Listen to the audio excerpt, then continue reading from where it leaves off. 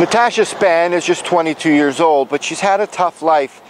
4 years ago, she met and fell in love with her now common-law husband, Nunzio, and together, the pair turned their lives around and started a family here in this quiet community of Kleinburg, northwest of Toronto.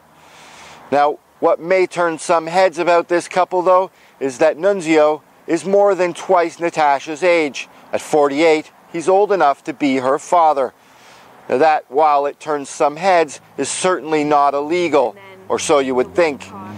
According to them, York Regional Police have a different take on their relationship.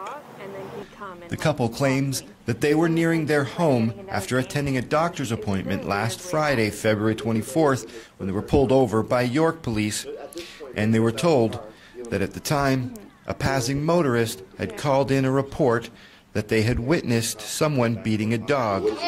Asking me if I'm okay, why am I crying, asking me how old I am, asking me what my relationship with Nunzio is. And he's like, was there a situation? I said, yeah. And he's like, well, what was it about? And I'm like, I don't remember. It wasn't that big of a deal. And then so they told me in the first place that he was going to make sure that, like, we weren't allowed to be around each other. That he was going to, like force us to, like, be apart, like, take a break. And, like, the whole time he's trying to, like, convince me that I need to go to a shelter and I need to move on with my life. And then he told me that Nun said that he didn't want to be with me and that he was breaking up with me and stuff like that. I love Natasha. I love my son Dominic.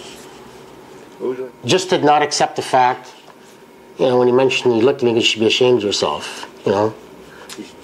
You should be ashamed of yourself. And basically regarding, you know, my age, her age.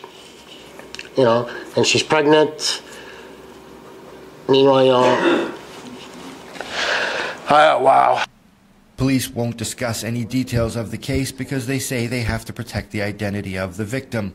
However, they say that they received a report from an independent witness who had observed the actions of a driver in a vehicle and was concerned for the female occupant.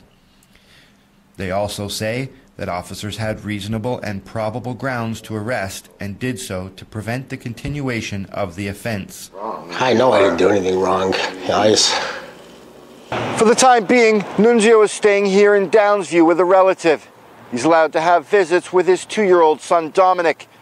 But until his assault charge is dealt with, he's not allowed to have any contact with his wife, Natasha, who's 4 months pregnant.